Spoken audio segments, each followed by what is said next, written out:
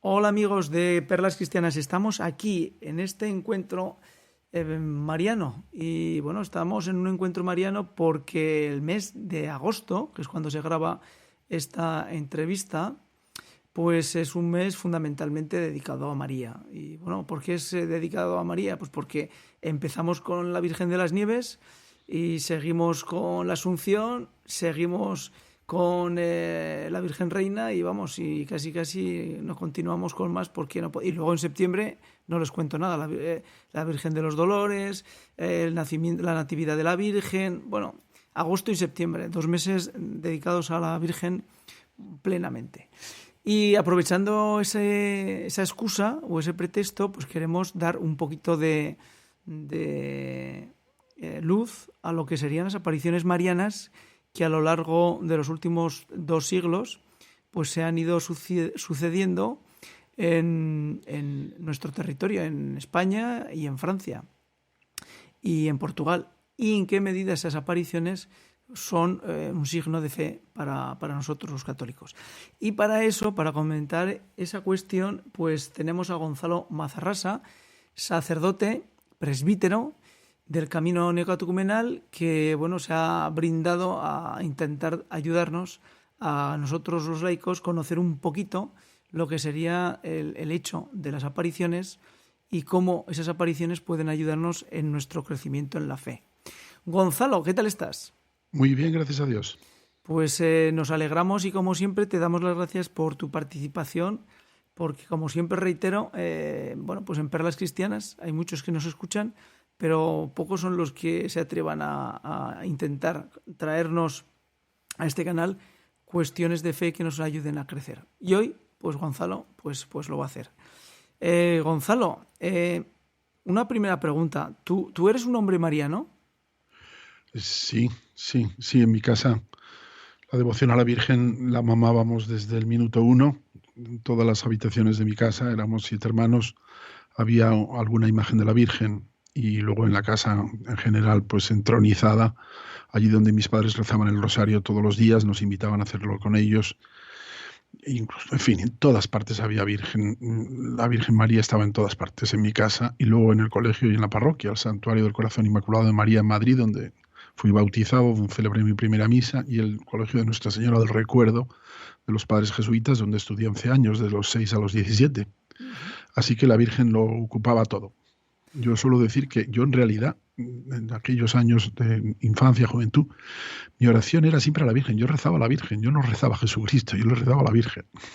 Básicamente. Hombre, Jesucristo no estaba excluido, pero mi relación era con la Virgen. Me salía así. Pues bueno, pues es un contraste porque en mi caso yo podría relatar lo mismo, pero al revés. Es decir, en mi pueblo ha habido mucha devoción siempre a la Virgen por medio de la advocación de María de la Corona, de la Virgen de la Corona, pero yo crecí prácticamente como en fe, con mucho Jesús, mucho Evangelio, mucho Jesús de Nazaret, pero poquito de la Virgen. Y bueno, pues ha sido gracias al canal, a Perlas Cristianas, y a un colaborador que es Chiro Patitucci, que es primo mío, por parte de prima. Y bueno, pues él me ha ayudado en estos 5 años que lleva el canal a acercarme a la Virgen, porque tengo que decir que sin menospreciar y teniéndole, pues bueno, el respeto total como católico a la Virgen María, pero nunca había indagado, nunca me había aproximado a la Virgen hasta tener abierto el canal y pedirle a Chiro que nos fuera instruyendo, ¿no? Sí. ¿Se puede ser católico como yo estando un poquito apartado de la Virgen en su momento? Pues sí, porque aunque San Pablo VI ya dijo, cuando publicó la Marialis Cultus, que no se podía ser cristiano sin ser mariano, y bueno, pues eso es así. Pero otra cosa es cada persona cómo, cuándo y de qué forma va descubriendo a la Virgen en su vida cristiana. Eso ya es el Señor el que lo va haciendo de una manera o de otra y la vamos descubriendo. Y además incluso a lo largo de la vida pues hay momentos pico en los que la Virgen, bueno, si me permites decir, hace 3 días, el sábado pasado, el Día de la Virgen de las Nieves, resulta que ha habido un milagro en Sí. Fátima de una chiquilla de 16 años que venía con un club del Opus Dei a la JMJ de Lisboa y estaban allí rezando el rosario con el Papa en Fátima, era primer sábado de mes, y después ella había confesado y la tenían que llevar sus compañeras a comulgar, desde hace 2 años y medio era ciega, al 95%. Ujú. Y entonces ella había pedido a sus compañeras que rezaran con ella porque habían empezado el viaje, la peregrinación, justo 9 días antes. Entonces dijo, vamos a hacer una novena a la Virgen de las Nieves, que vamos a estar en Fátima ese día, y para que me cure. Lo había dicho así. Y también su familia. Y entonces, pues, ella sentía que el Señor la movía a hacer esa petición. Y cuando vuelve de comulgar, la pobre, allí con los ojos cerrados, muy nerviosa, se echa a llorar, abre los ojos y resulta que ve completamente todo perfectamente. El altar, el sagrario, sus compañeras que hacía 2 años y medio que no las veía y las vio cambiadas. Y luego ella fue un espejo y se vio a sí misma y se vio también cambiada. Bueno, pues ha sido un milagro que la Virgen se ha hecho presente allí en la JMJ, en ese lugar, Fátima, en un primer sábado de mes y de esa forma. Pues porque la Virgen de repente en algún momento de nuestras vidas se hace presente de una forma más intensa. Entonces tú no te preocupes que la Virgen se ha ido haciendo presente en la tuya, pues al modo que ella pensaba que era el mejor para ti. Y la prueba es que cuando ya al fin la descubres como madre, pues entonces tú, lejos de oponerte a ello, al contrario, te reprochas como si hubiera sido culpa tuya que no lo hayas descubierto antes, pero no te preocupes que eso ya entra en los planes de Dios. Mm. De hecho, estoy leyendo un libro que recomiendo que se llama Los Pequeñitos de María, un libro de traducción francesa y bueno, lo recomiendo vivamente porque me estoy quedando... Es un libro sencillo, no tiene grandes pretensiones teológicas, pero sin embargo sí que tiene grandes pretensiones espirituales porque te hace caer en aspectos sobre la Virgen María pues que te maravilla, ¿no? Con lo cual lo recomiendo fervorosamente. Eh, eh, por qué las apariciones de Lourdes, de Fátima y la que todavía no está reconocida por la Iglesia como la de Garabandal? ¿Por qué María se hace presente encarnada y nos habla? Pues mira, yo, si me permites, voy a empezar un poco más para atrás Ujú. para ver una perspectiva de conjunto de lo que es los 20 siglos de iglesia que llevamos, ¿no? Vividos.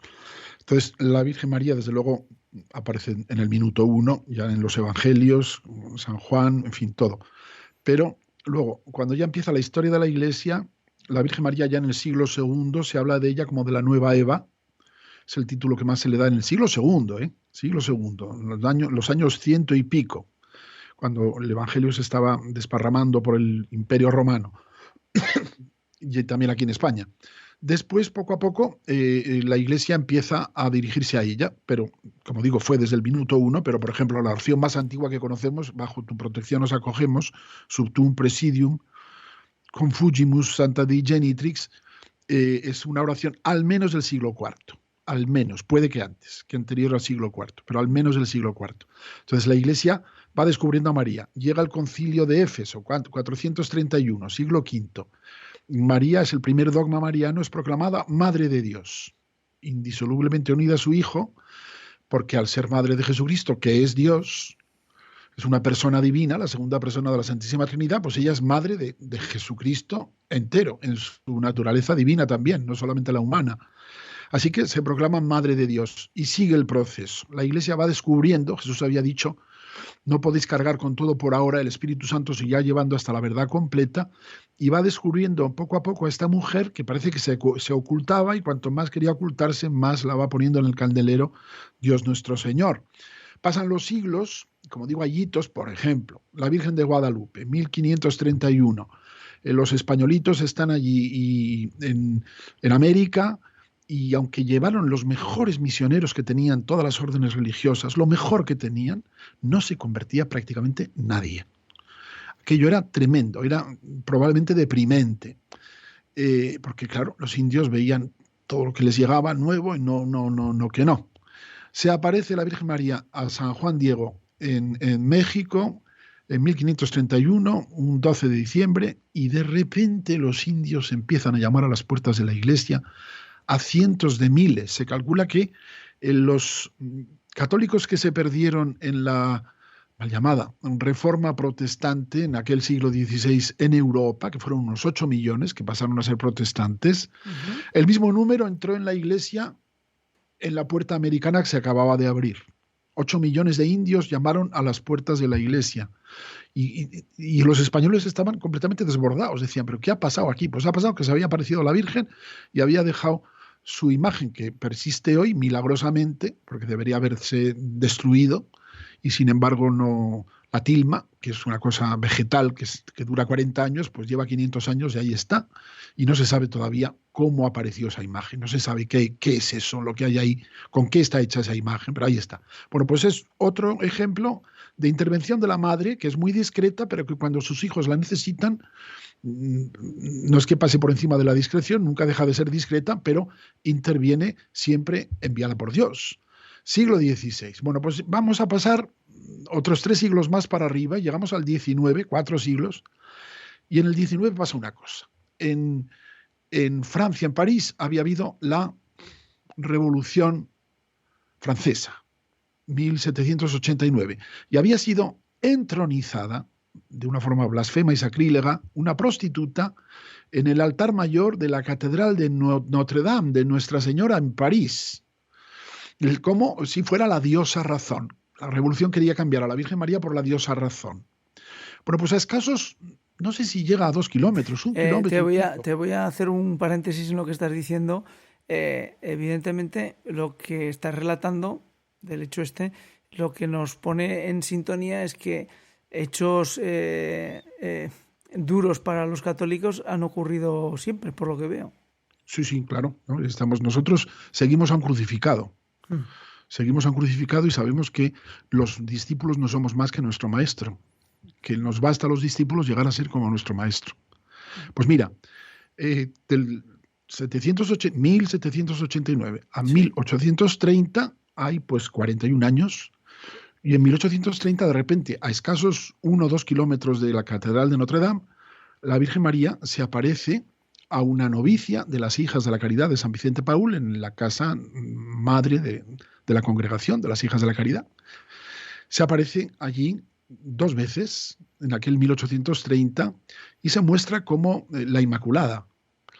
Y le pide a la novicia, que tenía 18 años, le pide que mande a hacer las imágenes que llamamos hoy medalla milagrosa. Fue bonito porque 2 años después estalló la peste en París, y en una ciudad que entonces no era ni mucho menos lo que es ahora, muchísimas menos personas vivían en París, pues hubo decenas de miles de muertos de la peste. Bueno, pues las Hijas de la Caridad les había dado tiempo a imprimir la medalla y las empezaron a repartir, que no se llamaba milagrosa, a miles, a la gente. Y de repente la gente vio que el que tenía la medalla puesta o no cogía la peste, o si la había cogido, se curaba. Y la gente espontáneamente empezó a llamarla milagrosa, la medalla milagrosa. Y en esa medalla hay una frase que la Virgen dictó a Santa Catalina Labouré, que era esta novicia de las Hijas de la Caridad, que es: «Oh María, sin pecado concebida, rogad por nosotros que recurrimos a vos». Bien, esto no era dogma de fe. La Inmaculada Concepción en aquel momento no era todavía dogma de fe, aunque se creía en la Iglesia hasta el punto de que era la patrona de España, por ejemplo. La Inmaculada Concepción lo sigue siendo. Entonces, eso fue como un espaldarazo, porque Dios quería, en su providencia divina, Dios quería que fuera dogma de fe, para que llegara al mayor número de almas posible este beneficio de la Inmaculada Concepción. Y por eso fue el espaldarazo, a mi modo de ver, de la declaración dogmática que iba a hacer un papa, el Beato Pío IX, pues apenas 24 años después, 1854. Y en 1854 el Papa Pío IX, beato hoy, de acuerdo con todos los obispos de la catolicidad, a los que había consultado por carta, proclama el 8 de diciembre de aquel año, proclama el dogma de la Inmaculada Concepción. Ya existía la fiesta, ya se creía esa verdad, pero no era dogma de fe. Y lo proclama. Los obispos españoles, porque era la patrona de España, fueron los que más influyeron para que eso fuera así. Bueno, pues 3 años y 3 meses después, 1858, un 11 de febrero, la Virgen se aparece a una niña de 14 años, la más pobre de un pequeño pueblo de 3.000, entre 3 y 5.000 habitantes, no me acuerdo bien. Lourdes, al pie del Pirineo francés. Se le aparece. La niña es analfabeta, la niña había venido al pueblo pues para poder hacer la primera comunión. Le costaba muchísimo aprender la catequesis. En fin, era la persona, digamos, humanamente menos indicada. Si nosotros siempre elegimos pues personas muy dotadas y muy tal, pero era así, como fue, que la Virgen escogió la más pobre, además enferma de asma, la escoge. Y durante 18 apariciones, entre el 11 de febrero y el 16 de julio, se le aparece. Cada vez viene más gente. La niña jamás dice que es la Virgen María. La llama en el dialecto, que es el mismo que se habla ahora en el Valle de Arán, el aranés. Es el occitano, lo que se hablaba en el sur de Francia. La Virgen, la niña le llamaba Aqueró, aquella de allí. Aquella de allí me ha dicho, pero jamás dice es la Virgen. La niña no presupone nada. Y siempre le preguntaba que quién es usted, que la gente me dice que diga que quién es usted. Y la Virgen sonreía, pero no decía quién era. Fueron unas apariciones, digamos, al comienzo de la Cuaresma de aquel año, al comienzo de la Cuaresma, durante las 2 primeras semanas de Cuaresma. Y la Virgen enseñó a la niña a rezar, le acompañaba en el rezo del rosario. La Virgen no se podía rezar a sí misma, pero iba pasando las cuentas del rosario de la Virgen. El que tenía a la Virgen en sus manos iba pasando las cuentas según la niña iba pasando sus propias cuentas e iba rezando el Ave María. Y la acompañaba al final en el Gloria. Y después de 2 semanas de apariciones, que terminaron el 4 de marzo, pues la Virgen no había dicho quién era. De hecho, la gente despotricó contra la pobre Bernardita, que ella nunca había dicho nada, es decir, solamente decía lo que la Virgen le comunicaba. Y al cabo de esos 15 días, pues la gente esperaba otra cosa, porque la gente se hace sus expectativas, y entonces no les gustó que aquello terminara así, y la pusieron verde. Pero tú crees que entonces el pueblo esperaba que estuviera viendo Bernardita a la Virgen? Es que la Bernardita decía que la Virgen le había pedido, le hablaba de usted, la Virgen, a una niña que jamás nadie le había hablado de usted. Dice, ¿quiere usted venir aquí durante 15 días? Entonces la gente pensaba que al final de esos 15 días iba a haber un gran milagro, iba a ocurrir, y no ocurrió nada. Es verdad que empezaron milagros, pero no ocurrió nada. ¿Pero por qué esperaban que hubiera un gran milagro? Pues porque la gente siempre va más para adelante. Era la gente la que decía que era la Virgen María, era la gente la que decía, pues si ha dicho 15 días, quiere decir que dentro de 15 días va a pasar algo. Y no pasó nada. Aunque ya empezaron los primeros milagros. Pero dijéramos que la gente, el pueblo, Pues la gente a veces se pasa de lista. Ajá. La gente a veces se pasa de lista. Y por eso es necesario que en la Iglesia haya un magisterio y una obediencia. Uh-huh. Y haya unos pastores legítimamente puestos por el Señor, porque si no, las ovejas necesitan un pastor. Uh-huh. Porque las ovejas solas, por muy ovejas que sean, pues resulta que no saben bien a dónde tienen que ir. Nosotros no sabemos pedir lo que nos conviene.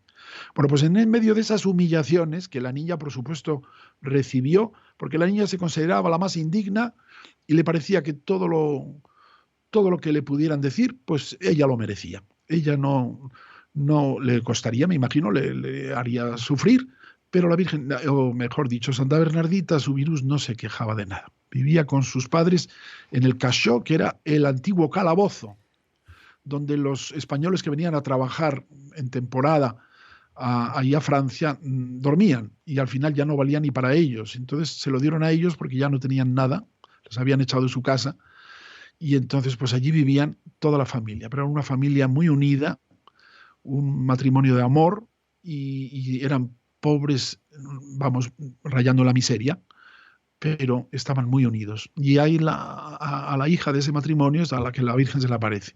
Pasan otras 3 semanas y llega el 25 de marzo. La Virgen ya no le había dicho nada a la niña y en esas 3 semanas no se le apareció. Pero la niña tenía unas llamadas interiores que cuando sentía la llamada interior dejaba lo que estaba haciendo. Que el 25 de marzo es, ¿qué festividad de la Virgen es? La encarnación o la anunciación uh-huh. del ángel a María. La encarnación, por supuesto la niña no lo sabía. Y el 25 de marzo, cuando ya la gente había dejado Entonces, de creer... ya era la Anunciación, la festividad de la Anunciación. Sí, no, eso es de muy antiguo. Uh-huh. Eso es de muy antiguo. 9 meses antes de la Navidad. Ajá, ajá. Y entonces, pues, la niña de repente siente otra vez la llamada.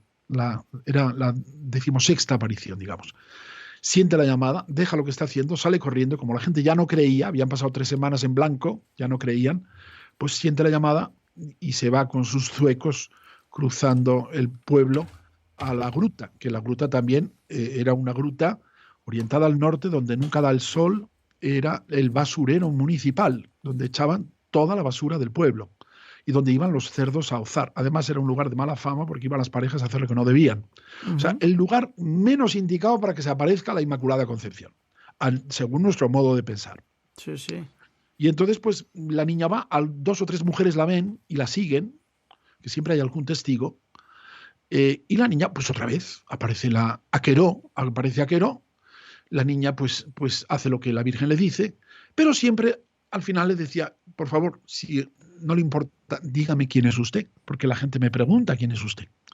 Y aquella vez la Virgen sonríe, pero abre las manos, como en la medalla milagrosa, abre las manos, la niña ve un rayo de luz que viene del cielo hasta su seno, es el día de la Encarnación, y luego después ese rayo de luz baja hasta nosotros.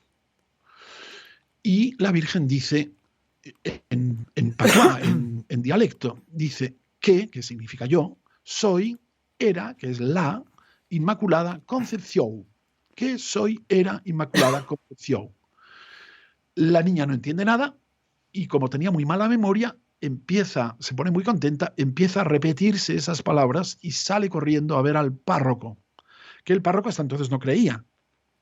No creía. La Virgen le había dicho que le dijera a los sacerdotes que hicieran una capilla allí. Claro, el párroco dijo, pues dile a esa señora que me diga quién es y que me dé el dinero para hacer la capilla. Bueno, pues fue corriendo a ver al párroco y le espetó al párroco lo que la Virgen le había dicho. Que soy y era Inmaculada Concepción. Y claro, el párroco sí sabía que 3 años y 3 meses antes el Papa había proclamado el dogma de la Inmaculada Concepción. Y en ese momento el párroco creyó. En ese momento el párroco creyó. Fue la 16ª aparición. Luego hubo 2 más que fueron un poco de despedida. La última de ellas el día de la Virgen del Carmen. Bueno, eso es Lourdes. Es para enmarcar todo el proceso, ¿no? Lourdes, en la Francia revolucionaria, racionalista, y donde había surgido todo un movimiento que luego, a través de las guerras napoleónicas, se había extendido por toda Europa, incluida España. Un movimiento que en el fondo era ateo, ¿no? Por lo menos deísta. Y un movimiento que había hecho un daño enorme, pues la Virgen se aparece y dice penitencia, penitencia, penitencia. Bueno, le dijo que a la niña que se lavara en la fuente, la niña creía que era el río Gaf, y dijo no, y señaló al fondo de la gruta, que estaba hecho un asco. Y la niña fue, en una de las apariciones, se arrodilló, empezó a escarbar, y a la 4ª vez consiguió un poquito de agua y beber y lavarse, pero yo creo que se manchó más que se lavó. Y la gente que veía hacer a la niña eso, pues es cuando la tomó por loca. Y es cuando empezaron todas las humillaciones y todo, ¿no? Bueno, pues esa fuente no ha dejado de manar desde entonces. Son 165 años.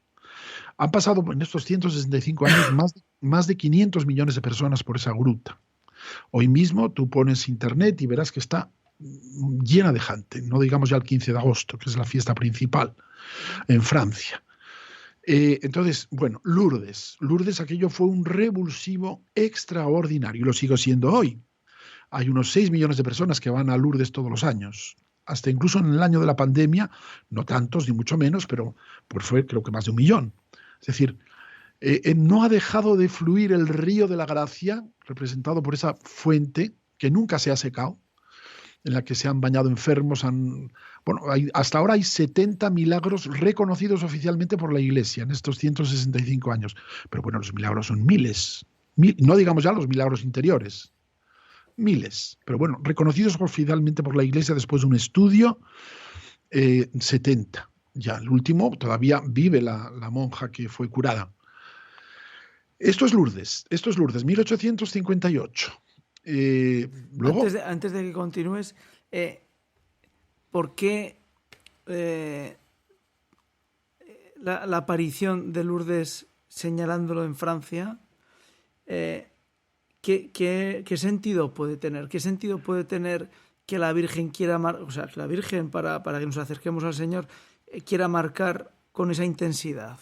Pues mira, hombre, yo te digo una cosa. Yo tengo una teoría. pero esa es una teoría que no vale nada porque es mía, pero la digo. Jesucristo en el Evangelio hay un día en que se lleva a sus discípulos al norte de Galilea, donde nace el río Jordán, a los pies del monte Hermón, que es un monte de casi 4.000 metros, 3.000 y pico metros, con nieves perpetuas. Y de esas nieves perpetuas, en una zona rocosa, nace el río Jordán.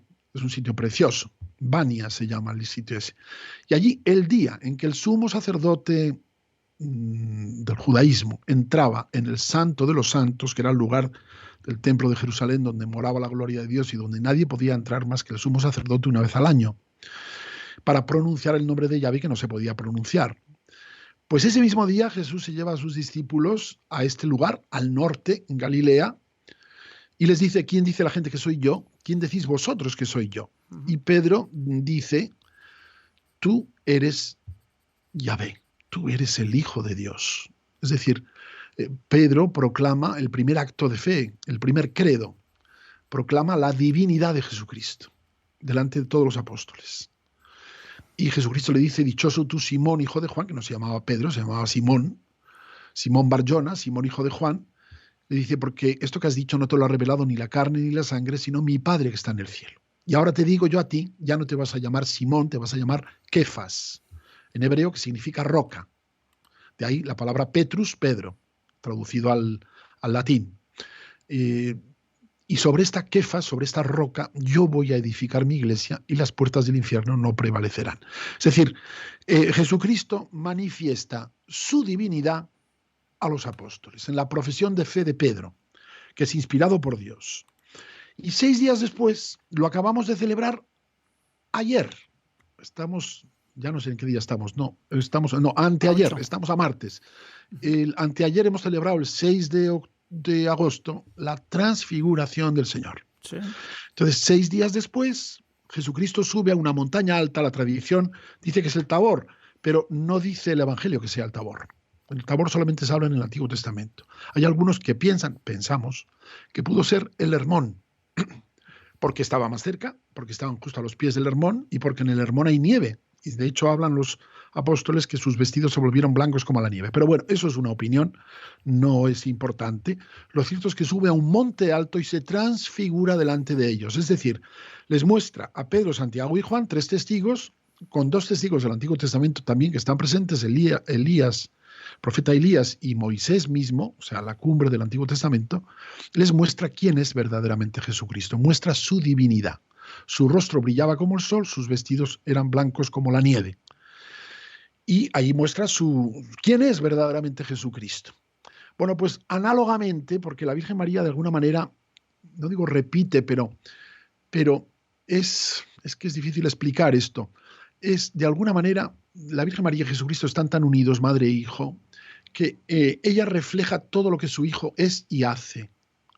Y desde luego Jesucristo actúa a través de ella. Y son inseparables.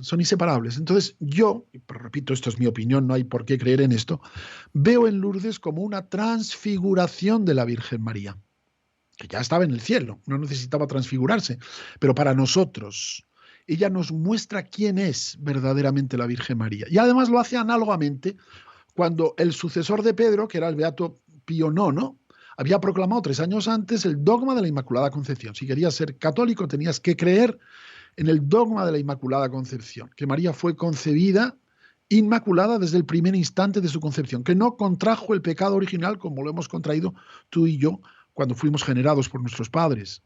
Entonces, porque precisamente estaba destinada a ser la madre de Jesús, no podía ser esclava del demonio ni siquiera un instante por el pecado original. Con lo que estás relatando te introduzco un elemento que a mí siempre me ha llamado la atención.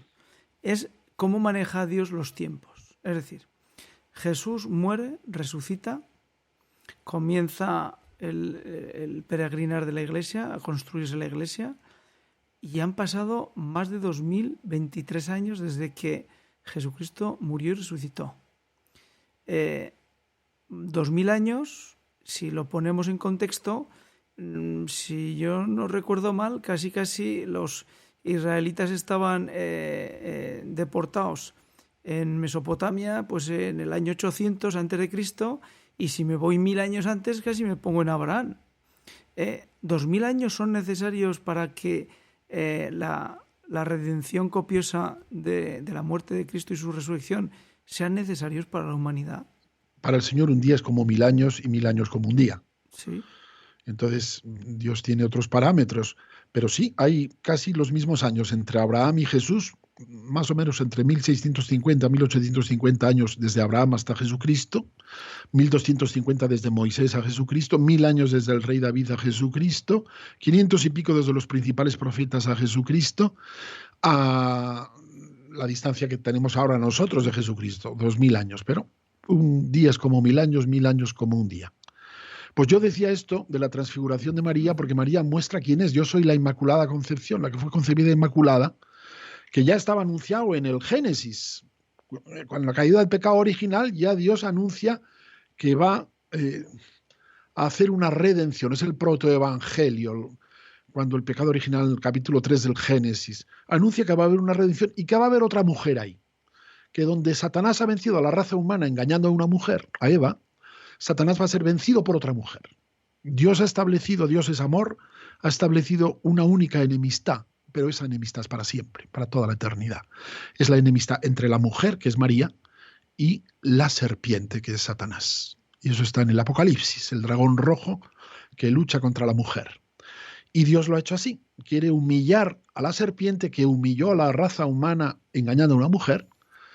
Quiere humillarle ahora por medio de otra mujer. Por eso cuando la Virgen en Lourdes dice yo soy la Inmaculada Concepción, San Maximiliano Kolbe, franciscano conventual, la fiesta es el 14 de agosto, porque murió ese día en el campo de concentración de Auschwitz, ofreciendo su vida por un judío al que no conocía, padre de familia. 10 tenían que morir de hambre y sed, porque uno se había escapado, y cada vez que escapaba un preso, metían a 10 en castigo en el búnker del hambre y morían de hambre y de sed. Y entonces cuando vio que uno de ellos, judío, dice, ¿qué va a ser de mi mujer y de mis hijos? Pues él se ofreció al jefe del campo y le dijo que quería morir por aquel que tenía mujer e hijos. Y el jefe del campo le obedeció, que lo normal es que le hubiera pegado un tiro, le hubiera dejado seco. Pero le obedeció y permitió el cambio. De hecho, el judío aquel ha muerto no hace muchos años, hará unos 20 años, ha estado toda su vida dando testimonio de esto. Bueno, pues San Maximiliano Kolbe, antes de ir al Japón a fundar el Jardín de la Inmaculada en Japón, en Nagasaki, pasó por Lourdes. Y él, que era doctor en filosofía y teología, decía, ¿por qué ha dicho la Virgen? ¿Por qué has dicho? Porque él le hablaba de tú. ¿Por qué has dicho yo soy la Inmaculada Concepción? ¿Por qué la Inmaculada Concepción? Entonces él, yo no sé polaco, pero él decía, solamente hay una Inmaculada Concepción, en polaco lo decía, que es el Espíritu Santo. Porque el Espíritu Santo procede por emanación del Padre y del Hijo. Es decir, el Padre y el Hijo se aman eternamente y el amor que se tiene en el Padre y el Hijo, mutuo, es una persona divina, es el Espíritu Santo. Entonces él lo llama una concepción inmaculada eterna. Es decir, Dios, el Espíritu Santo es Dios, es la tercera persona de la Santísima Trinidad. Entonces le llamó la atención a San Maximiliano Kolbe que la Virgen María se llamara así. No dijo la Virgen en Lourdes, yo soy aquella mujer que fue concebida inmaculada desde el primer instante de su concepción, que era un poco el enunciado del dogma de Pío IX. No, lo que dice es, yo soy la Inmaculada Concepción, con artículo determinado. Y eso le llama la atención a San Maximiliano Kolbe. Y dice, vamos a ver, si solamente el Espíritu Santo es la Inmaculada Concepción eterna y María es una mujer que ha nacido de su padre y de su madre como nosotros, solo que sin pecado original. Entonces, ¿qué dice? Pues él llega a decir algo que nadie había dicho antes, que hay que decirlo con cuidado porque se puede entender mal, pero hay que entenderlo bien. Dice que la Virgen María es como si fuera una encarnación del Espíritu Santo. Como si fuera una encarnación del Espíritu Santo. No dice que es la encarnación del Espíritu Santo, eso sería herético, porque entonces la Virgen María sería Dios. La Virgen María no es Dios, es una mujer de nuestra raza, es una persona humana con su naturaleza humana. Y el Espíritu Santo es una persona divina con su naturaleza divina. Pero estas dos personas, humana una, divina la otra, están unidas de tal manera que San Maximiliano se atreve a decir que es como si fuera María una encarnación del Espíritu Santo, porque el Espíritu Santo habita en ella en plenitud. María jamás ha puesto triste al Espíritu Santo, jamás se ha puesto ni siquiera levemente a la acción del Espíritu Santo en ella. Y por eso el Espíritu Santo ha podido realizar en ella la encarnación del Verbo. No tengo tiempo de explicarlo más, pero es para dar una visión de conjunto. La Virgen María hace 165 años dice quién es. No es que no supiéramos ya quién era la Madre de Dios y todo eso. Había ya varios dogmas, pero profundiza. Ha llegado el momento de profundizar, porque estamos en unos tiempos especiales. Nunca en la historia de la Iglesia ha habido tantas manifestaciones de la Virgen María. Cuidado, no todas han sido verdaderas, ni aprobadas por la Iglesia, porque el demonio trata de meterse en medio y de enfangarlo todo. Pero ha habido una cantidad de manifestaciones de la Virgen aprobadas por la Iglesia como nunca ha existido en los 18 siglos anteriores de la Iglesia. Es decir, los últimos 200 años, desde la Milagrosa en París, en 1830, desde 1830 hasta hoy, la Virgen María parece que está haciendo unos esfuerzos extraordinarios que nunca antes había hecho. Y esto es una cosa que hay que meditar. Vamos con Fátima. Fátima, si Lourdes fue, por decirlo de alguna manera, el espaldarazo a la aparición de la Milagrosa en Francia, en París, de que quería estar presente y ayudar a que la fe de los católicos se robusteciera.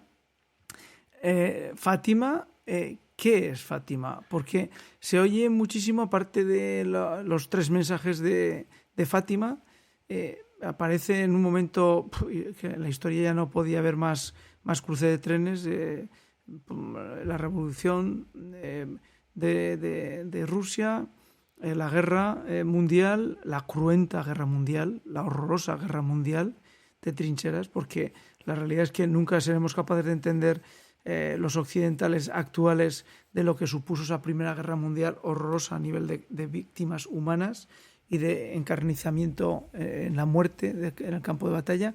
Que ese segundo paso de María, ¿qué supone? ¿Qué es?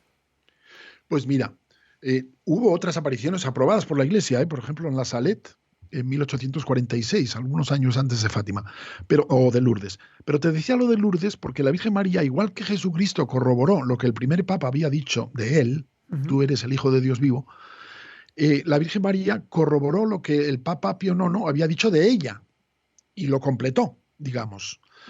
Ese era el paralelismo, por eso hablaba yo de la transfiguración de María. Pero lo hizo 10 años después de la manifestación del Manifiesto Comunista de 1848. O sea, verdaderamente era un siglo en el que yo suelo decir, en el siglo XIII, la filosofía, Santo Tomás de Aquino, dominico por cierto, San Buenaventura, había llegado a un culmen, pero en el siglo XIV empezó una degradación, el nominalismo. No tengo tiempo de explicarlo, pero empezó todo a venirse para abajo. Por una mala filosofía, que era el nominalismo, empezó todo a ir fallando poco a poco. En el siglo XVI, Lutero se declaraba discípulo de Ockham, que era nominalista. Viene la ruptura protestante. Entonces, empezamos negando a la Iglesia. Lutero se carga la Iglesia, como la conocemos. Se separa de la Iglesia católica. Eso es el siglo XVI. Él y los demás protestantes, Calvino, etc. Después viene el racionalismo y la ilustración y el teísmo, que Dios es un Dios que está en el cielo, que no interviene y que está allí y que no se preocupa de si tú tienes problemas o no tienes problemas, porque Dios está muy por encima y no piensa en ti. Y claro, un Dios que se va alejando de esa manera, al final te has cargado primero la Iglesia, por lo menos en parte. Después, ¿qué es lo primero o siguiente que se cargaron? El deísmo, a Jesucristo. Dijeron que no, que Jesucristo no era Dios, que Jesucristo era un señor que pasaba por allí. Perdón que lo exprese de esta manera, pero es para hacernos una idea. Y se cargan a Jesucristo. Y después de cargarse a Jesucristo, ¿qué ocurre? Pues en el siglo XIX, que es cuando la Virgen aparece en Lourdes, viene el ateísmo expreso. Es decir, era un proceso que había empezado en el siglo XIV con el nominalismo y que había ido pasando después por el siglo XVI con la ruptura protestante y después con el racionalismo y la negación de que Cristo y la revelación se hayan dado, porque Cristo en el fondo es la revelación del Padre, y después en el siglo XIX ya abiertamente se dice que Dios no existe. Vienen los ateísmos expresos, con Carlos Marx y con tantos otros. Nietzsche, que decreta la muerte de Dios, los filósofos de la muerte de Dios. Dios no existe. Habíamos empezado negando primero a la Iglesia, luego negando a Jesucristo, ahora vamos a negar a Dios. Y en el siglo XX, ¿qué viene? La negación del hombre. Las dos guerras mundiales, los campos de concentración, el aborto que siempre había existido, pero no de una forma como ahora, que ya se proclama como un derecho. Es decir, la negación del hombre. Ahora se da más importancia a los animales que a los hombres. Te meten en la cárcel por matar a un animal, pero si abortas, vamos, puedes abortar con dinero público. Entonces, todo esto es el sentido y por eso la Virgen aparece. Y entonces en Fátima, ¿qué ocurre? Pues en Fátima el comunismo como tal no era conocido, solamente de unos pocos. Era una escisión del socialismo, pero en el fondo es una rama del mismo árbol, y entonces no era conocido. Y sin embargo la Virgen se aparece a otros 3 niños, 2 hermanos que fueron ya canonizados por el Papa Francisco hace 6 años en Fátima, Jacinta y Francisco Marto, y su prima, la hermana Lucia, dicho en portugués, que la acaba de proclamar venerable, que es lo previo a la beatificación, que murió en el año 2005.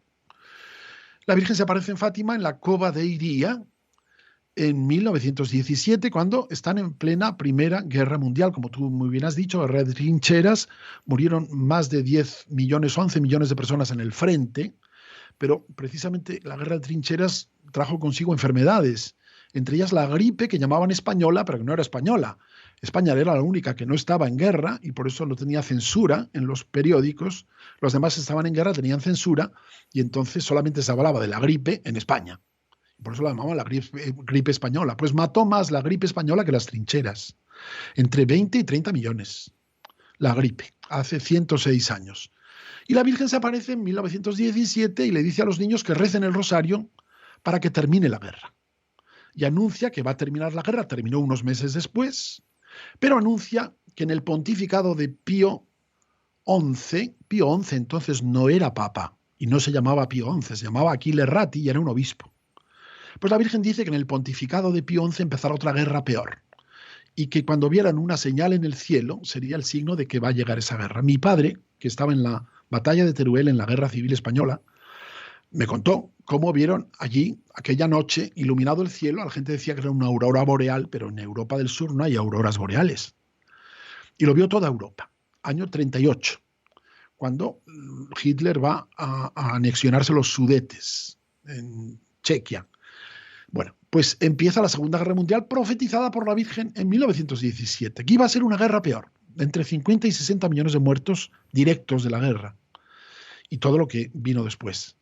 Y sobre todo anuncia que el comunismo va a extender sus errores por el mundo, promoviendo guerras y persecuciones contra la Iglesia. El Santo Padre tendrá mucho que sufrir. Y pide la consagración hecha por el Santo Padre, unido a los obispos, de Rusia a su corazón inmaculado, precisamente para que se revierta esta situación. El comunismo, efectivamente, Fátima son 6 apariciones del 13 de mayo al 13 de octubre, que hay 153 días que eran los 153 Ave Marías del Rosario. Y el 13 de octubre dice quién es, porque tampoco había dicho a los niños quién era. Dice, yo soy la Señora del Rosario. Yo soy la Señora del Rosario. La fiesta del Rosario se había establecido el 7 de octubre como recuerdo de la victoria en Lepanto, cuando Turquía amenazaba toda Europa cristiana. Y inopinadamente, con una escuadra mucho menor, fue derrotada en Lepanto. Y eso impidió que fuera Europa musulmana.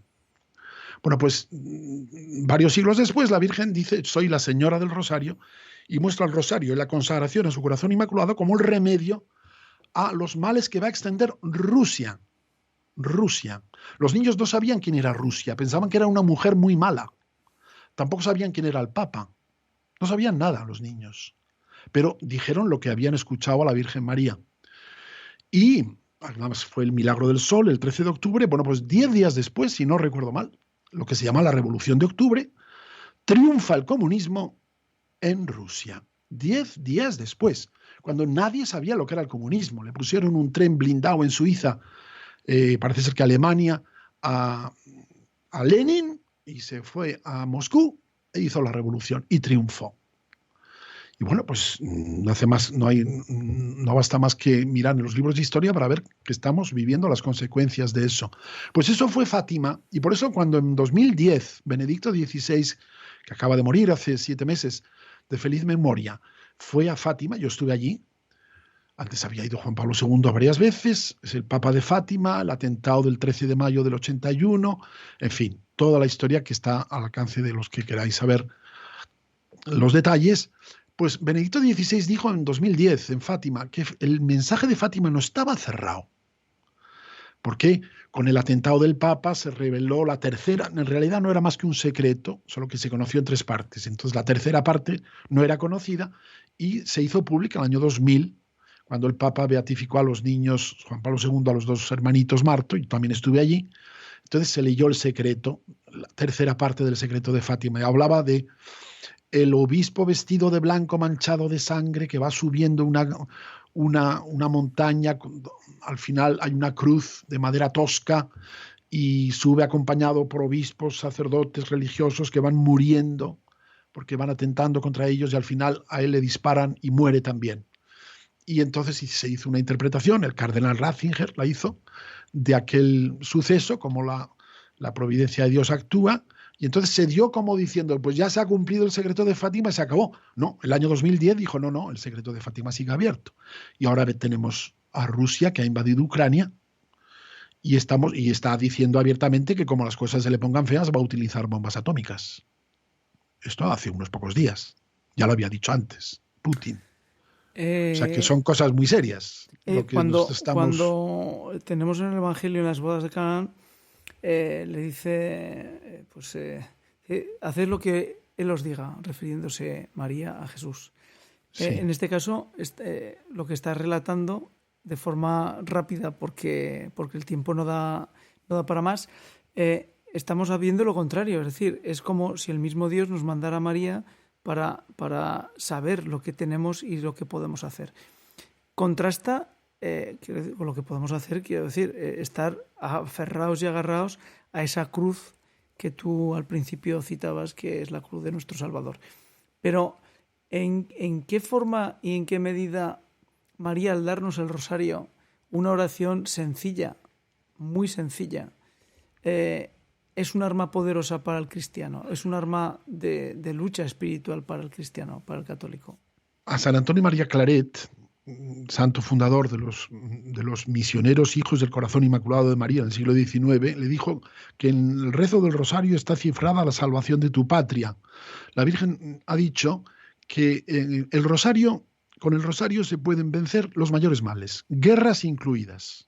Y de hecho en Fátima la Virgen le dijo a Lucía que iba después a venir, que de hecho vino, se le apareció años después, en Tui, en España, y en Pontevedra, porque ella era religiosa dorotea entonces, antes de ser carmelita, y le pidió la devoción de los 5 primeros sábados de mes, para concretar, porque ella le había dicho que Dios le había enseñado el infierno a los niños, que Dios quería establecer en el mundo la devoción a su corazón inmaculado, y que los que abrazaran esta devoción, ella personalmente les prometía y les promete la salvación eterna. El que abrace esta devoción a su corazón inmaculado, ella le promete la salvación eterna. Hace 3 días ha curado a una chica ciega de 16 años, madrileña, en Fátima, un primer sábado de mes, el día de la Virgen de las Nieves. Uh-huh. Es decir, que esto sigue aquí vigente, es como una llamada de atención. Pues vino a concretar, en el siglo XVII el Señor se había aparecido a Santa Margarita María de Alacoque, en Paris-le-Monial, en Francia, religiosa visitandina de la Visitación, y le había mostrado la devoción a su sagrado corazón. Y una de las promesas, la más importante, era la promesa de los 9 primeros viernes de mes. Él decía que el que durante 9 primeros viernes de mes seguidos comulgara en gracia de Dios, con intención de reparar al corazón de Jesús por las heridas que recibe cuando está expuesto en el Santísimo Sacramento, en los altares, él le prometía la salvación, la promesa de los 9 primeros viernes. A mí mi madre me obligó a hacer los 9 primeros viernes desde el minuto 1 que hice la primera comunión en el Colegio del Sagrado Corazón, que había una estampita que ibas rellenando detrás los 9 meses que ibas haciendo la comunión reparadora. Pues 3 siglos después, la Virgen en Fátima, como digo, la Virgen siempre es análogo lo que ella hace con lo que hace su hijo. Están unidos. Dice Dios, no yo, Dios quiere establecer en el mundo la devoción a mi corazón inmaculada. Pero ella añade la promesa, dice, los que durante 5 primeros sábados de mes seguidos confiesen, comulguen, recen el rosario y le hagan compañía meditando durante 15 minutos en los misterios del rosario, y con intención de reparar a su corazón inmaculado herido por nuestros pecados, ella le promete la salvación eterna. La confesión, le preguntó después la niña, se podía hacer varios días antes o varios días después, con tal de que comulgaras en gracia. Esta promesa incluso le preguntaron después a Lucía, bueno, y cuando ya la has hecho una vez, ¿qué pasa? Pues dice, seguid haciéndola, solo que aplicándola a otras personas, a tus familiares, a quien tú quieras, a tus vivos, a tus difuntos. Esta devoción al corazón inmaculado de María es la que Dios, es que Dios sabe hacer las cosas. Cuando Dios lo que quiere hacer, lo hace. Absolutamente. No hay fuerza ni humana ni preternatural, leas el demonio, que pueda impedir a Dios hacer lo que quiere. Nadie, nadie, nadie, nunca, jamás. Y Dios quiere establecer la devoción al corazón inmaculado de María. A mi modo de ver, estamos en un momento en el que se amenaza la guerra mundial, una tercera guerra mundial ya atómica, que, bueno, cuando den al botón, esperemos que no le den, pero si dan al botón, ya lo que nadie sabe es lo que va a ocurrir después. Destrucción y horror y espanto. Bueno, pues para vencer eso, la Virgen pide 5 primeros sábados de mes seguidos, prometiéndonos la salvación. Eso es la fe de los niños. Si no os hacéis como niños, no entraréis en el reino de los cielos. Por eso se aparece a niños. Mira esta chavalita de 16 años que confesó, que comulgó allí en Fátima, y a la vuelta de la comunión, o sea, que acababa de volver, que la tenían que llevar de la mano, y se había sentado en el banco, a la vuelta de comulgar es cuando, de repente, después de 2 años y medio sin ver, ve. Está la Virgen diciendo algo, está diciendo algo.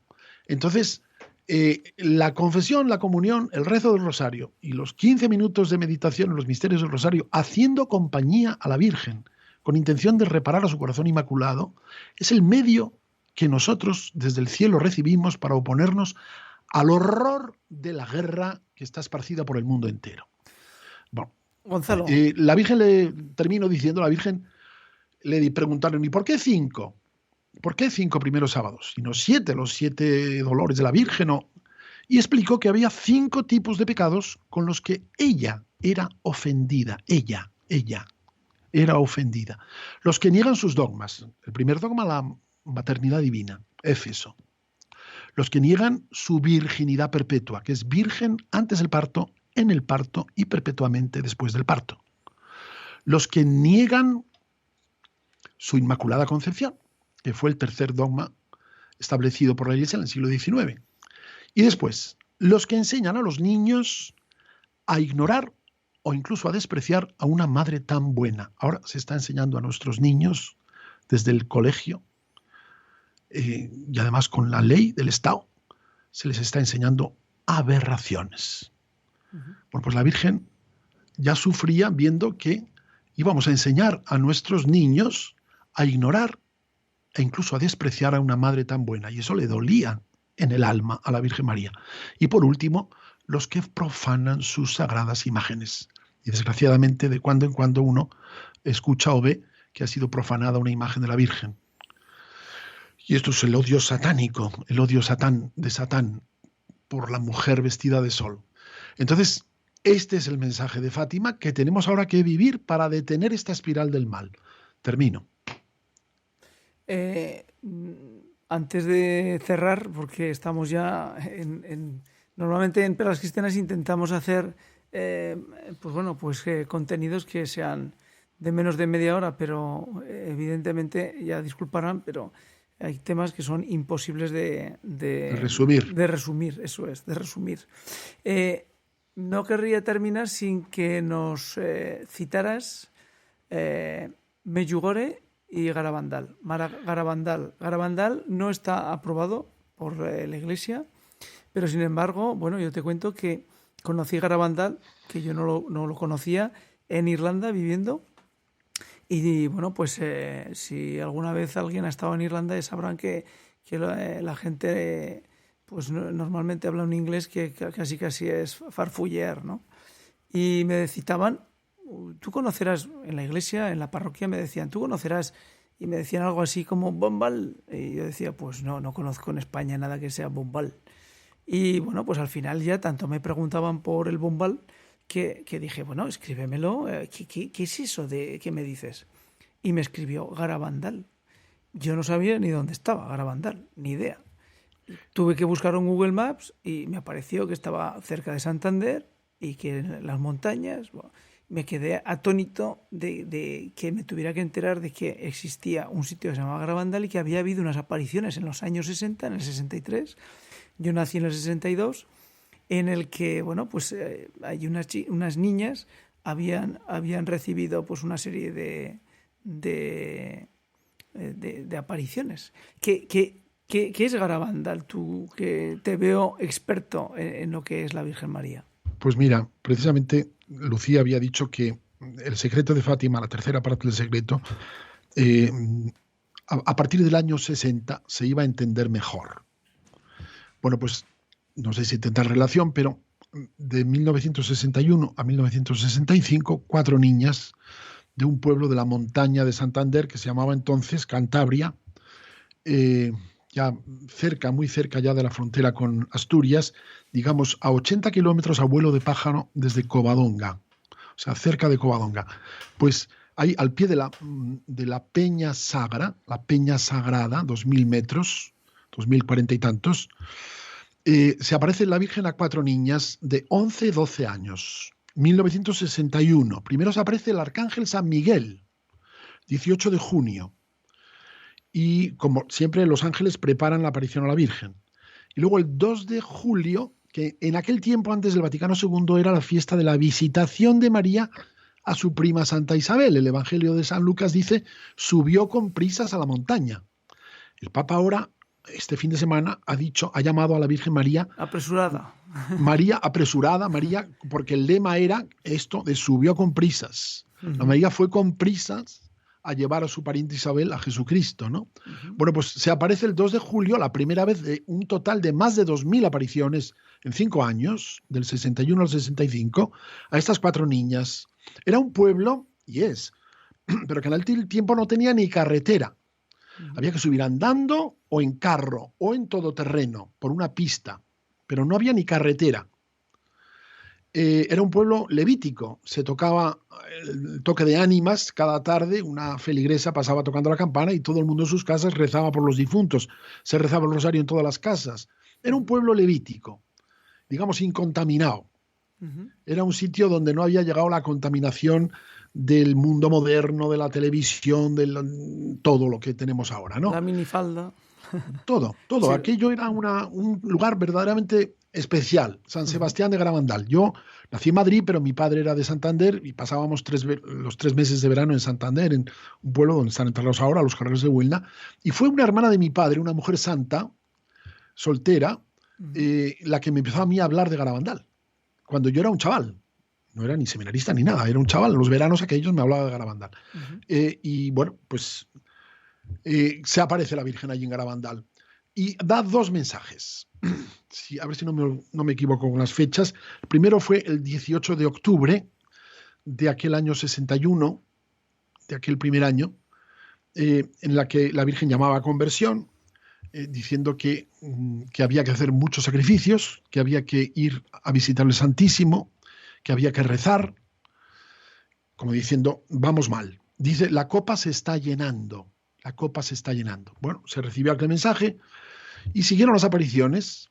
Como digo, eran apariciones cotidianas, bueno, o casi cotidianas. Las niñas sentían la misma llamada como Santa Bernardita, dejaban lo que estaban haciendo y había multitud de hechos milagrosos. Por ejemplo, las niñas subían detrás de la Virgen por unas pistas empinadas, unas camberas allí de rocas que no se podían dar.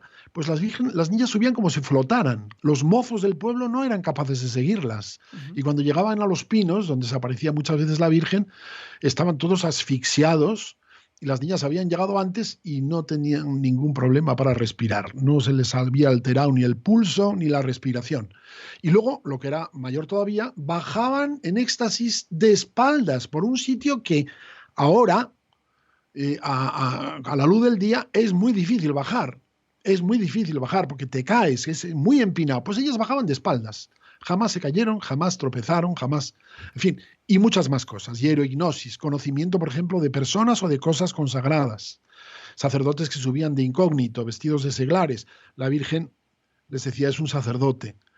Y tantas otras cosas que no hay tiempo que decir, pero después de toda esa serie de apariciones, en 1965, el 18 de junio, que era justo pues 5 años después de la primera aparición del ángel San Miguel, el 18 de junio del 61, pues el 18 de junio del 65, si no me equivoco con las fechas, que a veces me bailan, la Virgen da un segundo mensaje, pero ya le da tanta pena dar este mensaje que dice que lo va a dar por boca del arcángel San Miguel, porque a ella le da tanta pena que no lo quiere dar ella en persona.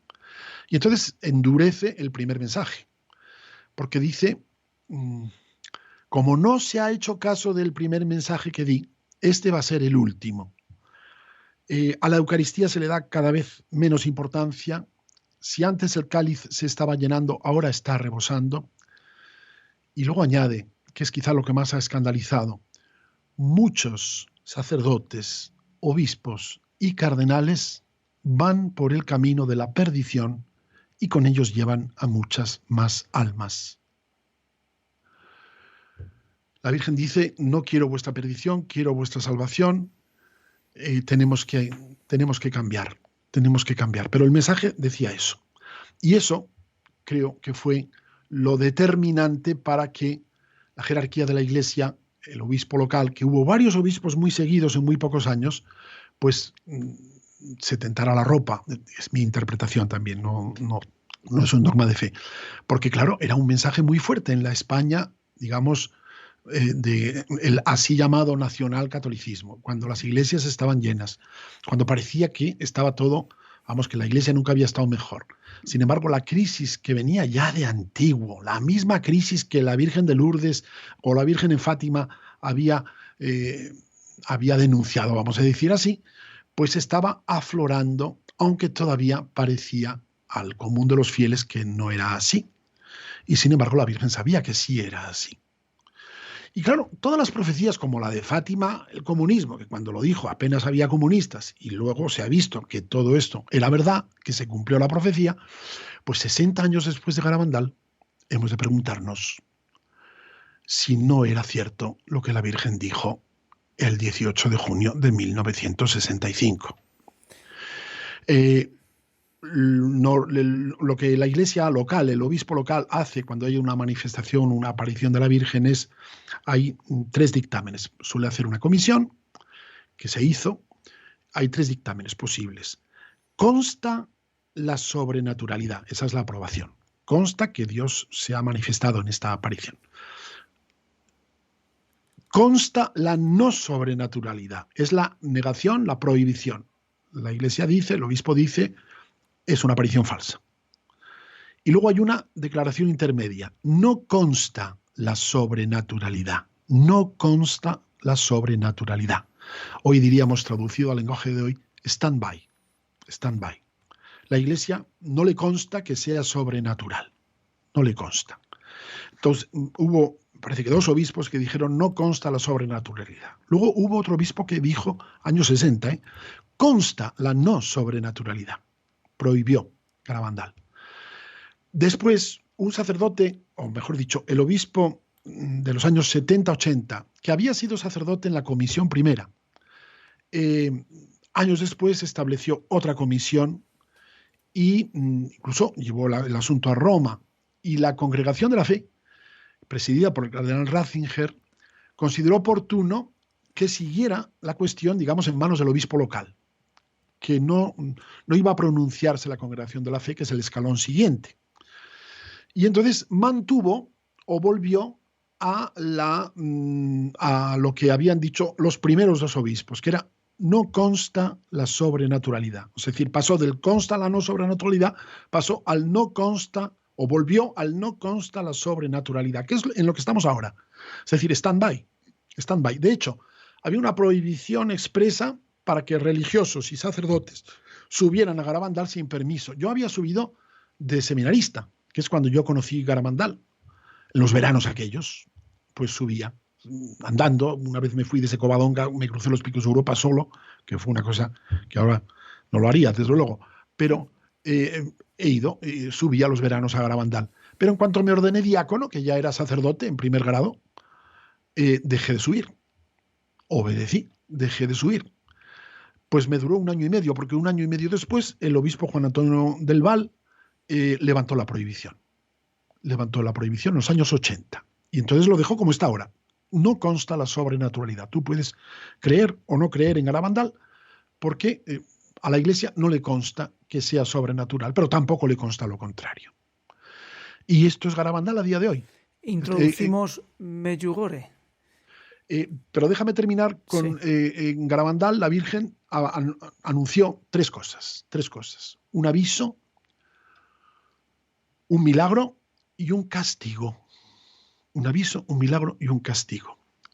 Entonces la Virgen dijo que Dios iba a dar un aviso a la humanidad. Y ese aviso sería interior, sería como una especie de juicio previo que experimentarían todos los habitantes de la tierra, fueran o no fueran cristianos.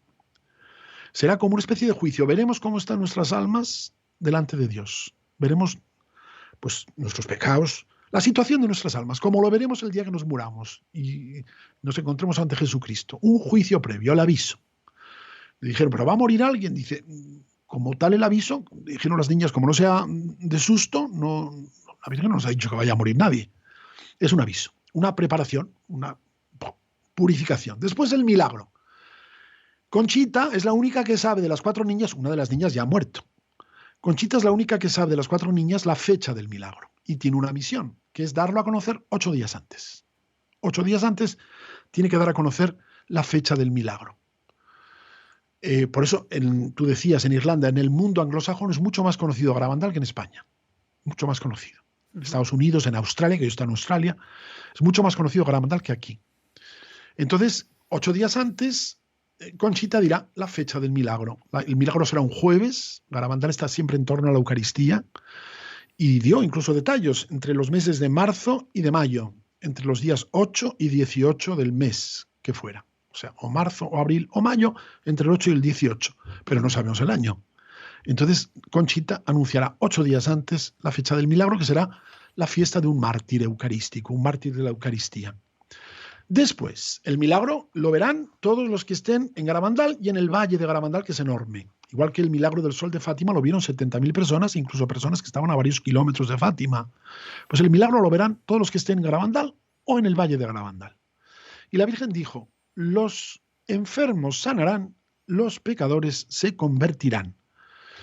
Y dijeron, ¿pero todos los enfermos sanarán? No, no nos han dicho todos, ha dicho los enfermos sanarán. ¿Y todos los pecadores se convertirán? No, ha dicho los pecadores se convertirán. Y quedará una señal en los pinos, que en sí misma será un milagro, que podrá ser fotografiado o filmada, pero que no se podrá tocar. Y que será permanente, allí en los pinos. El milagro. Entonces, después del aviso y después del milagro, la reacción de la humanidad y de la Iglesia a estas gracias extraordinarias, si nos convertimos, el castigo anunciado es condicionado a nuestra conversión. Si nos convertimos, no será necesario el castigo. Si no nos convertimos, sí. Entonces el castigo será proporcional a el grado de conversión que hayamos aceptado o recibir de parte de Dios a través de estas gracias extraordinarias. Y esto es importante decirlo porque es la finalidad al final del misterio de Garabandal. Fíjate que en Fátima la Virgen dijo, por fin mi corazón inmaculado triunfará y será concedido al mundo un tiempo de paz. Por fin mi corazón inmaculado triunfará. Por eso muchos relacionan Garabandal con Fátima.